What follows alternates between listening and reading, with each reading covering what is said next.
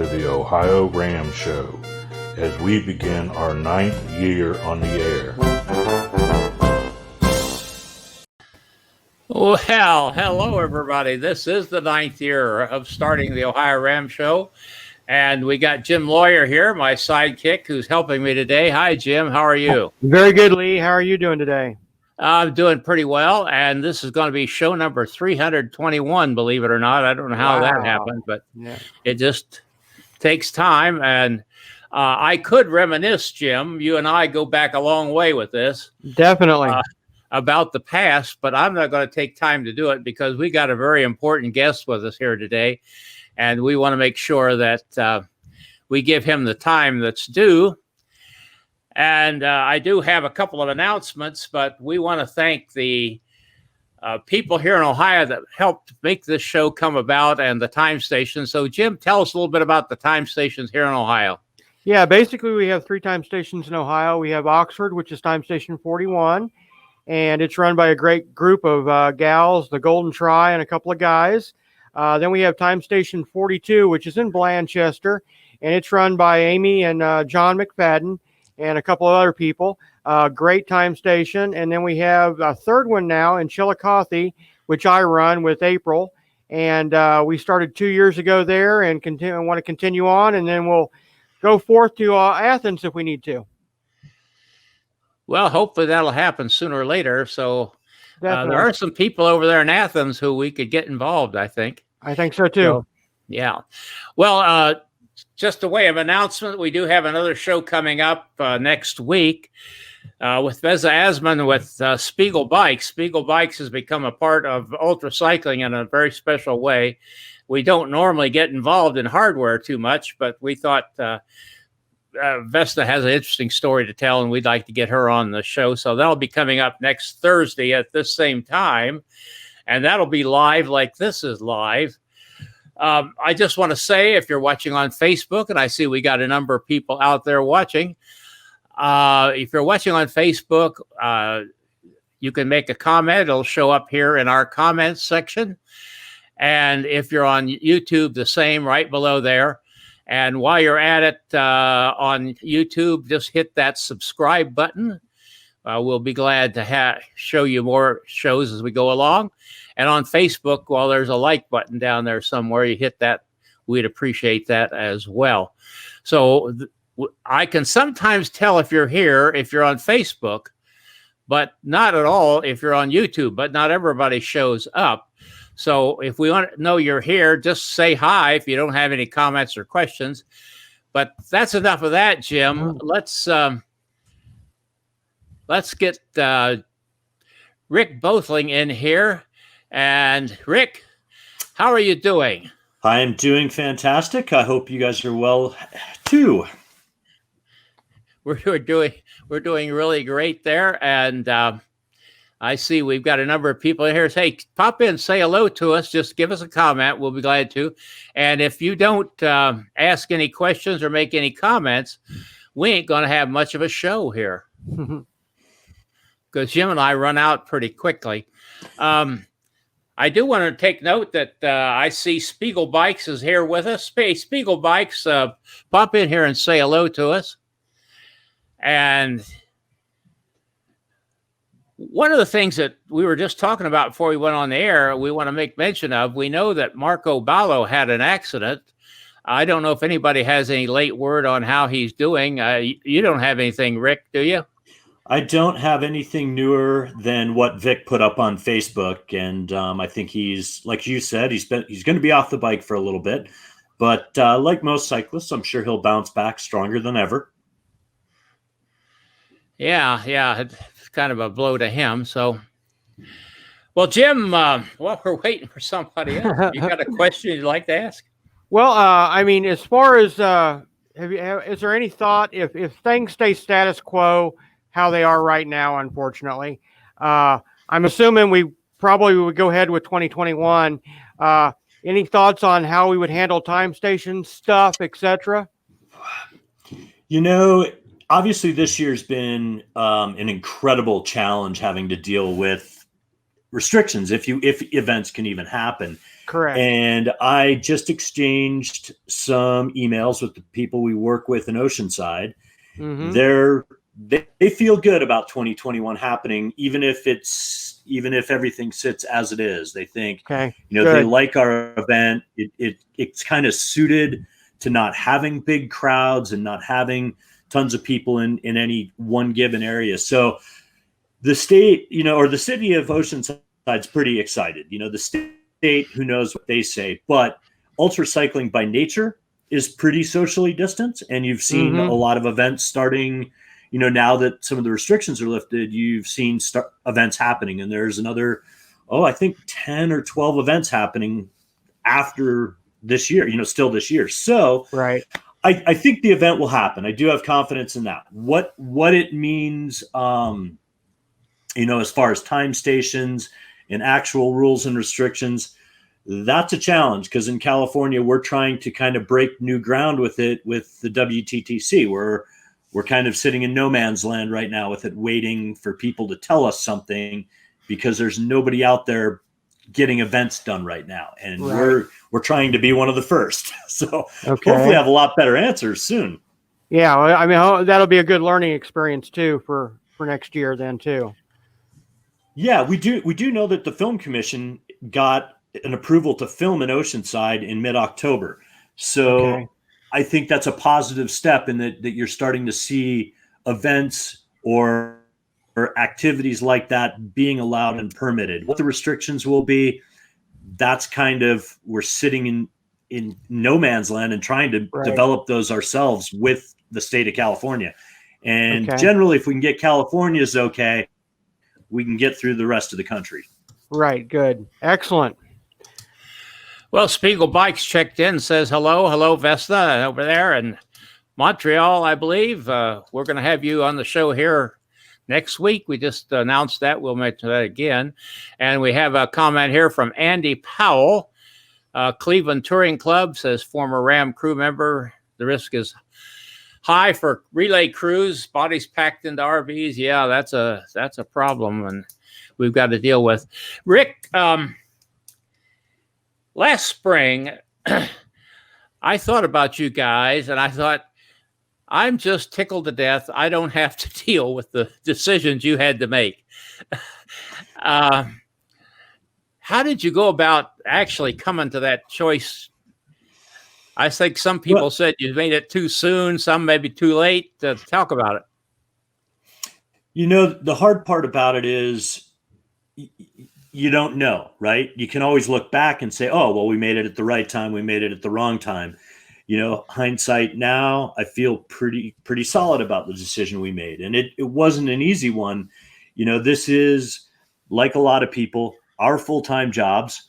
We're affected tremendously by all the decisions that happen. And so we had to weigh a lot of different factors. Plus, we also have a very unusual event in ultra cycling, is that it is really an international event. We have people from 20, 30 countries coming out here. The planning to even get to the start line of Ram is a 12-month period for a lot of people. So we're weighing all these things, trying not to make a decision too early, trying not to make a decision too late. So really it was us sitting around our office talking a lot and talking to all the people we deal with permits across the country. I mean, just the fact that you cross 14 states, it's not as simple as like, oh, hey, California's okay with it, so Colorado's going to be okay with it, because that may or may not be true. And as we've seen, like, the impacts to the Navajo Nation have been terrible. Mm-hmm. We didn't want to be the responsible parties to bring, infected people from one state to the next, and not even to the states. You think about a lot of the towns we go through, they're small. I mean, we avoid big cities purposely. And so we didn't want to be responsible for bringing, a bunch of international racers, or American racers for that matter, into small towns that didn't have resources to handle issues. And so it was a giant juggling act, and it was a discussion with a lot of people trying to figure out what worked. And, the ultimate answer is I made the right decision. It wasn't an easy one. It wasn't a pleasant one. and I will toss every race director in the boat, not just ultra race directors, but every one of them. And I talk to a lot of them almost on a daily basis. It has been a terribly horrible year making these decisions. And even now, being able to get permits in some of these places, Andrew Willis, who's the director for Texas Time Trials and Pace Bend, he has a crit series, and they were permitted to do some stuff, and they actually reduced the numbers that they were allowed to have.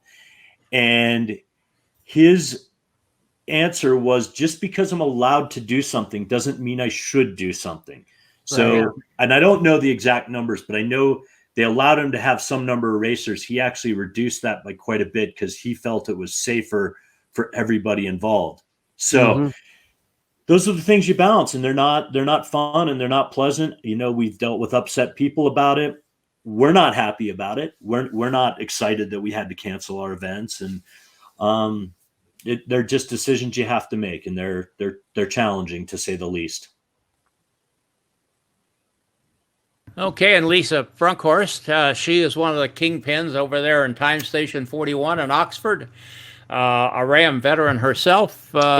Did you get any feedback from the Navajo Nation about donations stemming from Ram participants? I guess you may know more about that than I do.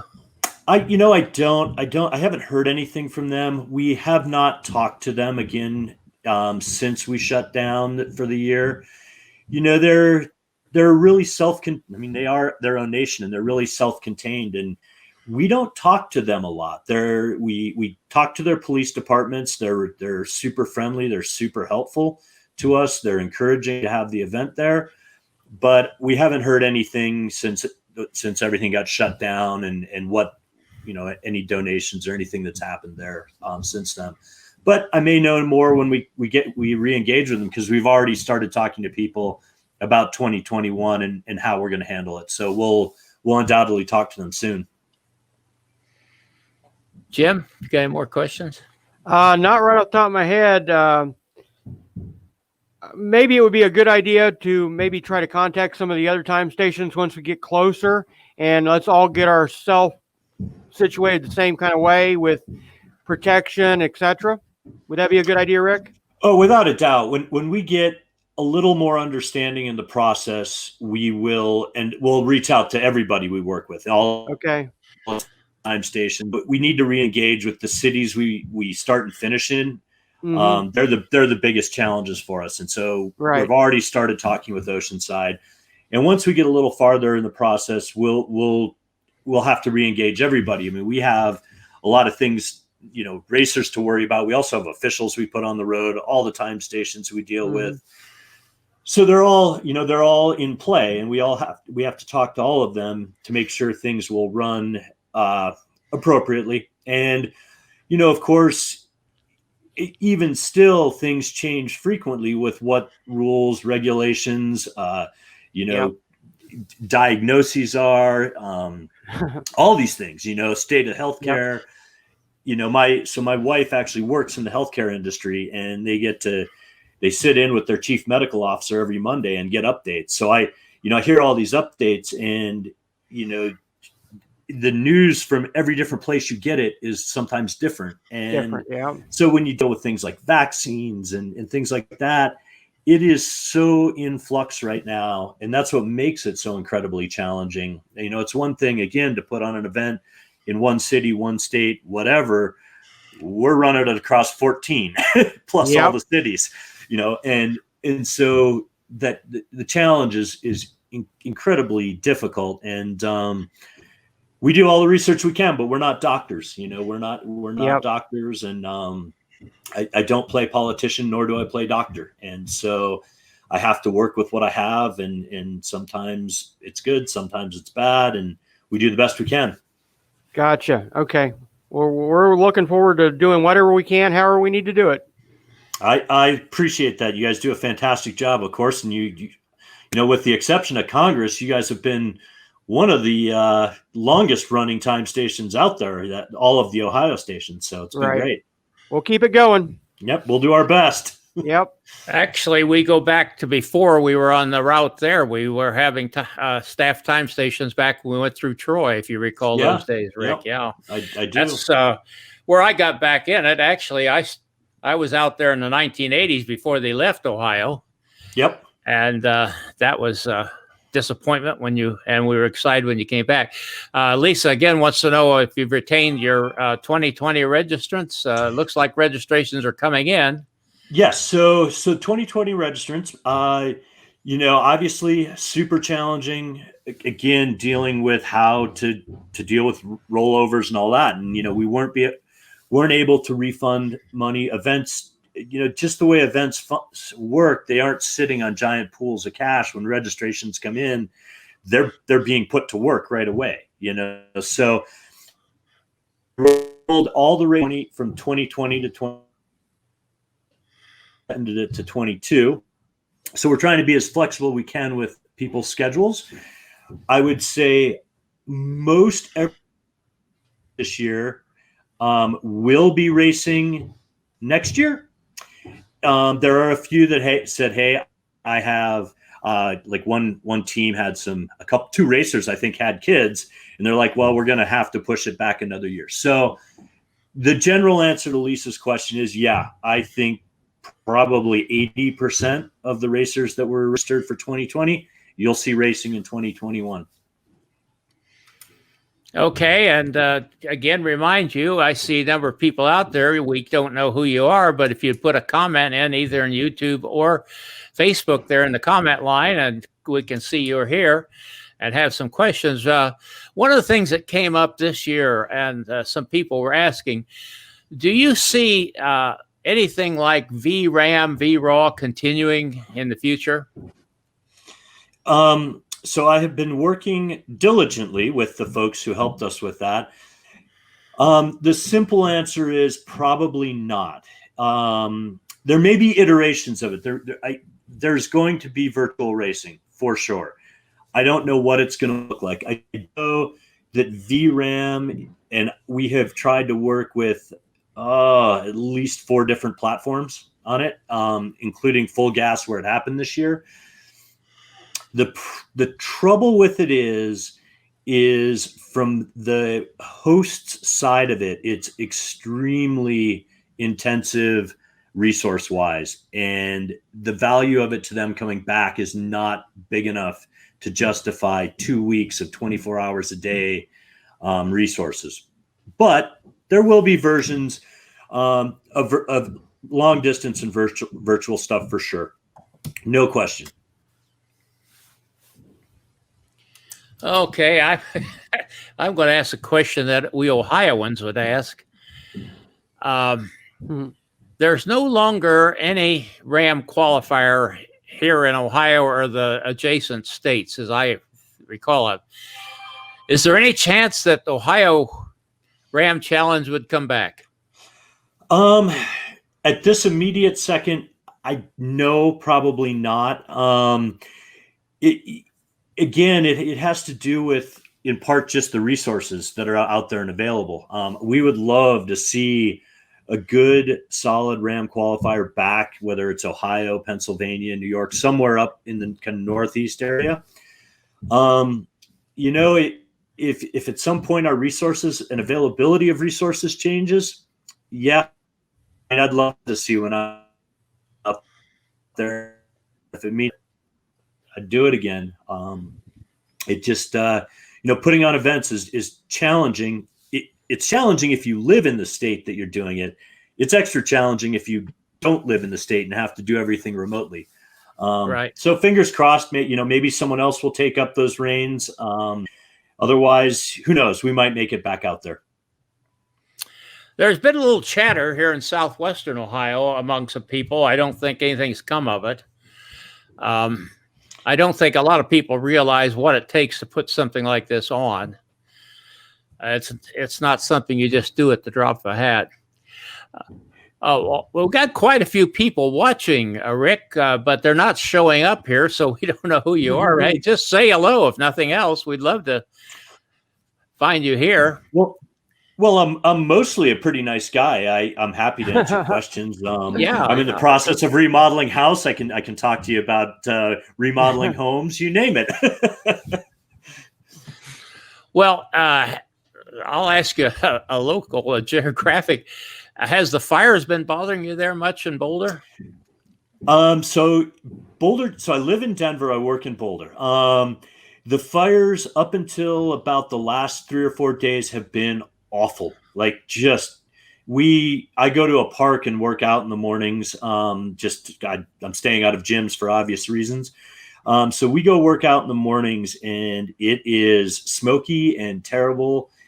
And you couldn't see from, like, basically when I look out from where we work at the top of these stairs, you couldn't even see the mountains, and it was awful. And the last, call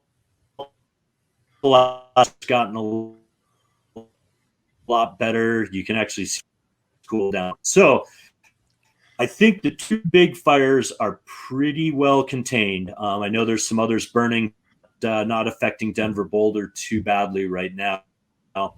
And again, just all the people that are affected by those, California, Utah, Colorado, be safe and be healthy. And man, firefighters are absolute rock stars. Those guys, talk about deserving some serious credit for the work they do. Those guys are crazy. Most definitely. Rick, what daydreams do you have about the race across America that you'd like to see happen? Oh, well, first of all, back to your comment about putting on events real quickly putting on events is hard, no matter how big or small they are. And, people ask me all the time, like, why don't you just go put on an event here? Well, it's a lot of work. I mean, first you have to develop routes and everything that goes around it. And then just the race infrastructure is a challenge.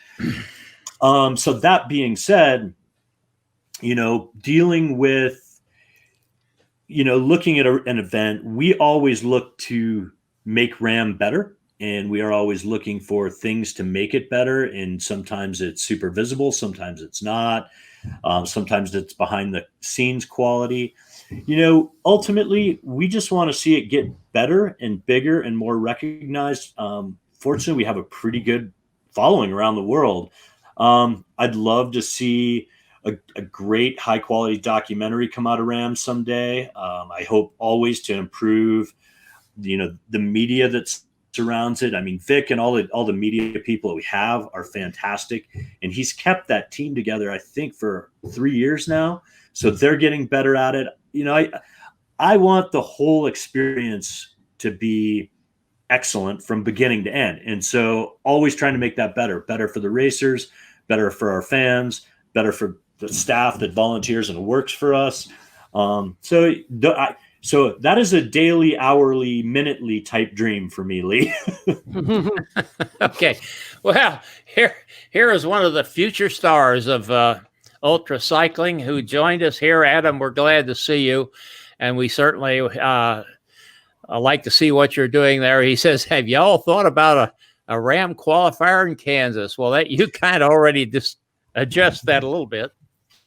Yeah, in the other thing I'll address kind of more directly to Adam's question is the answer is no, Adam, we haven't.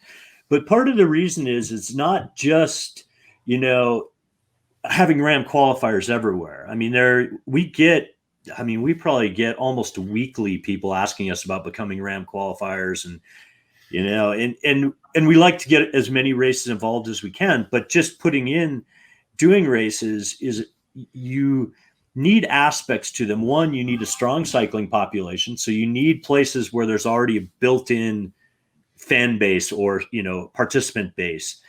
And the other thing that really helps too is having access to airports and, being able to come and go. So if you're going to have people fly in, it really helps to have good sized airports where you can come and go from. And those things play a pretty big role. So things like Ohio, it's really easy to fly in and out of Columbus. It's a very easy place to get to.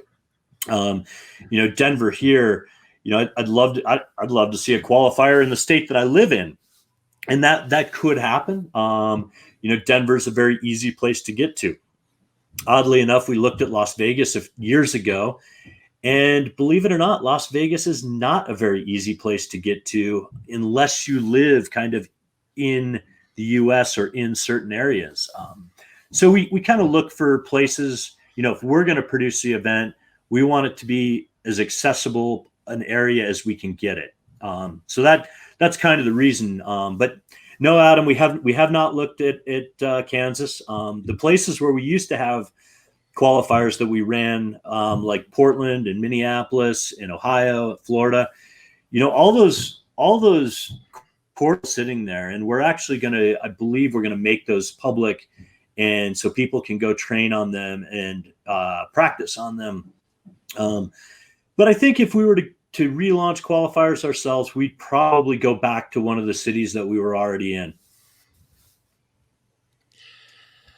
Well, let's suppose I have a race and I come to you and say, I'd like you to make this a RAM qualifier. What kind of things are you going to look at to see whether or not the race I've developed could be a RAM qualifier? So again, we kind of want to look at where it is. We want, we like the geographic diversity. I mean, there are some places where, like Texas, where there's a lot of races. Well, part of it is there's a lot of people in Texas, so that's part of it. We like the race to have run for at least 1 year before we consider it a qualifier, and we do sometimes ignore that aspect of it if the race director is somebody we know or has run other races. Again, people like Andrew Willis, he runs multiple qualifiers, so he knows what it's like. Guys like Alan Heary out in Ireland. Those guys all know how the sport works and how the event works. So we want you to have a little experience, because a lot of people think, oh, well, you're going to call us a RAM qualifier. All of a sudden, we're going to have all these racers flock to our event. It doesn't work that way. You still have to promote the event yourself. You still have to do all the legwork. We can only do so much to help you get off the ground. So really, we want a desirable location, and we want as an experience running a RAM qualifier. Okay, you're breaking up a little bit there, but not too badly. Adam wants to know if you're going to be at the Texas Time Trials.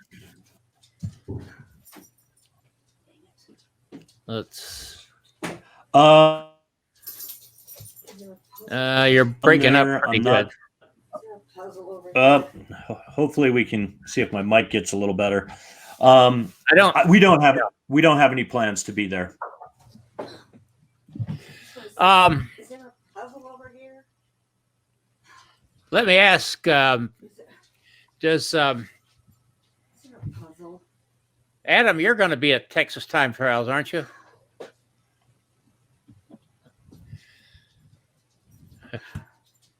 Yeah, I think he is, Lee. He's been showing off his sweet bike on the media that he's going to ride. Okay, very good. Well, Rick, we want to thank you for being with us today, taking time out. Sorry, I don't think it was you. I think it was somewhere along the internet that got clogged up. But we're happy to have you with us here, and we just want to remind everybody that a week from Thursday, we're going to have Vesna Asman from Spiegel Bikes with us, and I'm looking forward to talking with her. So, Rick, thank you. Thank you, Jim, for being with us, too. Thank you. Thank you, Rick, for all you do. Thank you, guys. I appreciate it, and I'm happy to come on whenever you need a slot to fill, Lee. I'm generally around. You're okay. Well, sometimes we do, and we're glad to have you. And with that, we're going to scoot on out of here. Don't go away, though. Stick away for a minute. Yep. This is Gregory Zuber, thanking you for watching and sharing. Music by Kevin MacLeod.